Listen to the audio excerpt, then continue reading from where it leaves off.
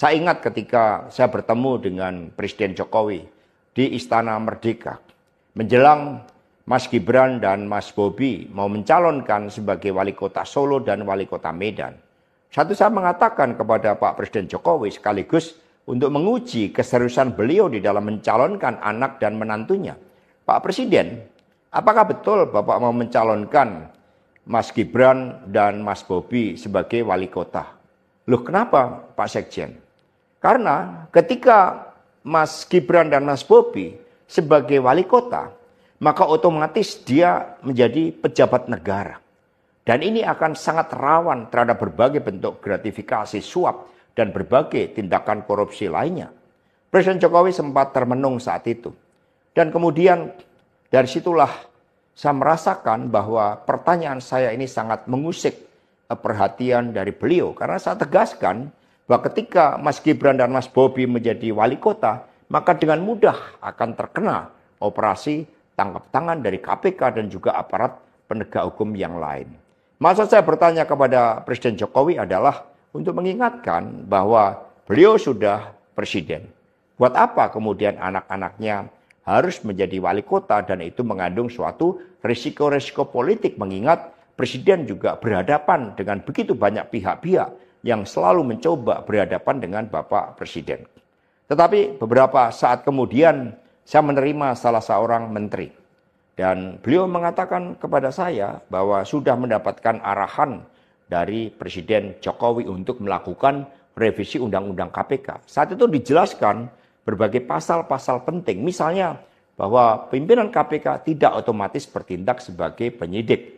Kemudian ada beberapa pasal-pasal yang tidak memungkinkan bagi penyidik independen untuk bergabung ke KPK.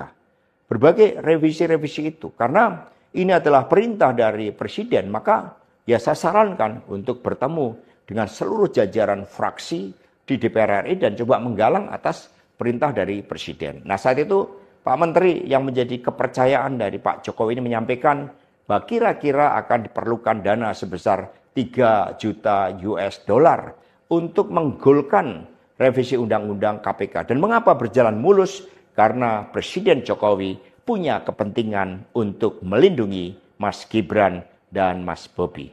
Maka sejarah mencatat bahwa revisi Undang-Undang KPK ini dilaksanakan sebelum pelaksanaan pilkada serentak di mana Mas Gibran dan Mas Bobi berproses menjadi wali kota.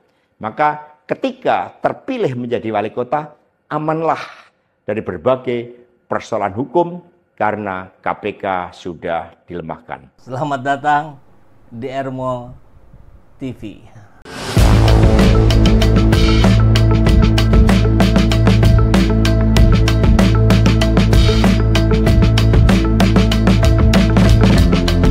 Bersama saya, Saiful Zaman, kebaikan yang terorganisir akan selalu mengalahkan kejahatan.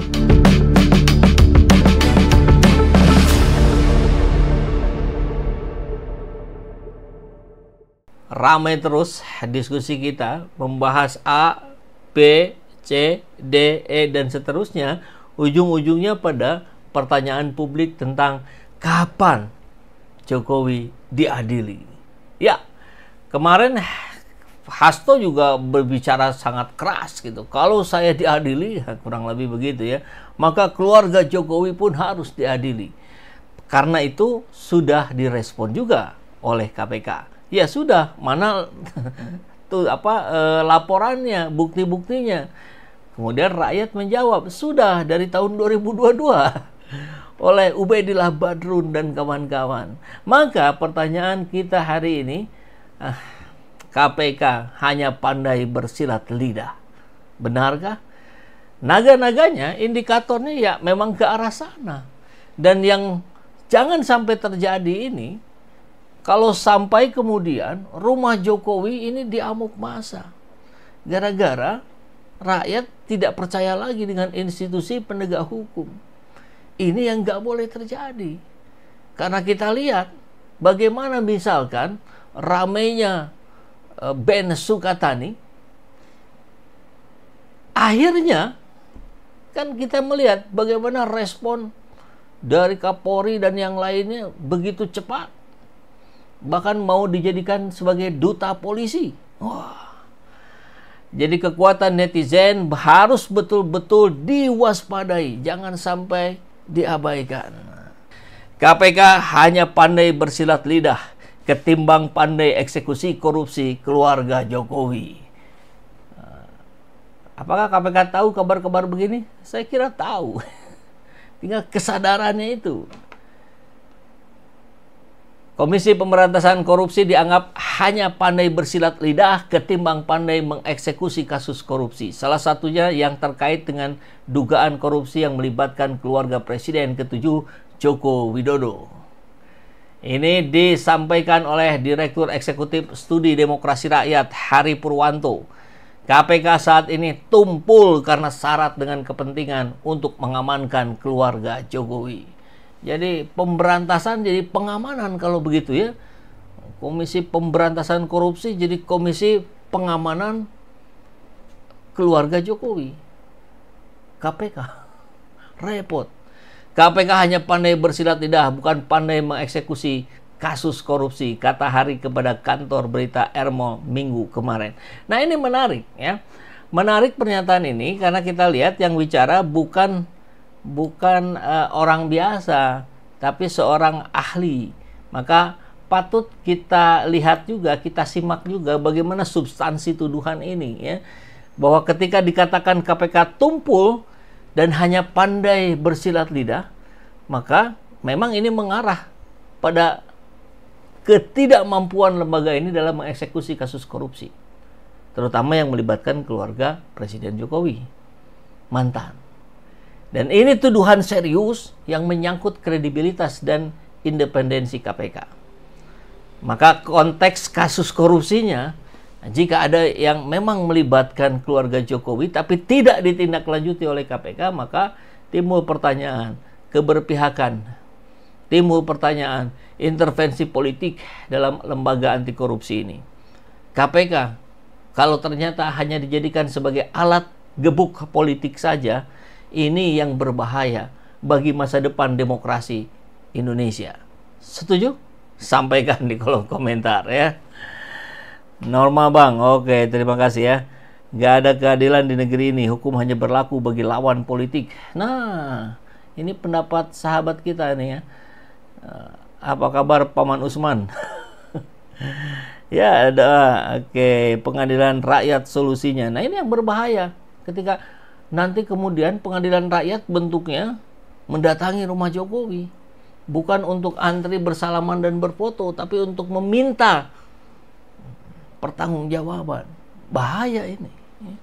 Nah, pengaruh kekuasaan di lembaga anti korupsi ini yang kan seharusnya independen, bebas dari intervensi politik. Tapi kita lihat tuduhan KPK mengamankan keluarga Jokowi ini mengindikasikan adanya dugaan intervensi politik yang melemahkan fungsi dan kredibilitas lembaga ini.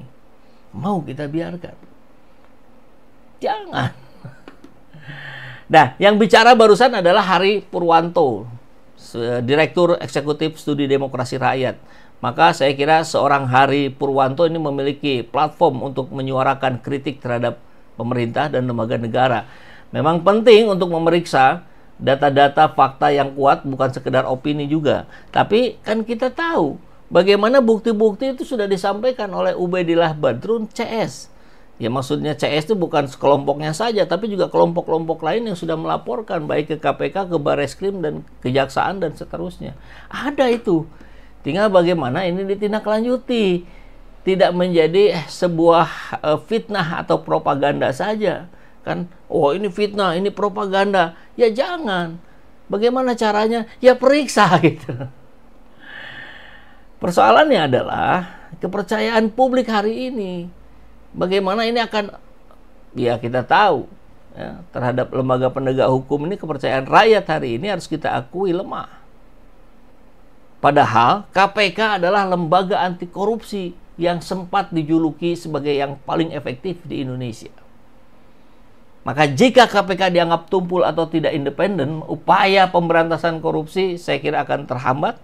Dan ya, kita tidak bisa berharap banyak adanya pemberantasan korupsi di Indonesia ke depannya. Maka KPK perlu menunjukkan transparansinya. Sampaikan ke publik. Ini loh laporan Ubaidillah Badrun tidak kami peti eskan. Ini sedang dalam proses. Sekarang prosesnya melalui tahap ini. Verifikasi kah? Validasi kah? Atau yang lainnya. Sampaikan ke publik gitu. Kok yang lain bisa cepat, kenapa yang ini lambat? Karena KPK harus menjaga juga independensi dari intervensi politik ya. Baik dari pemerintah ataupun pihak lain. Atau mantan pemerintah, kan bisa jadi.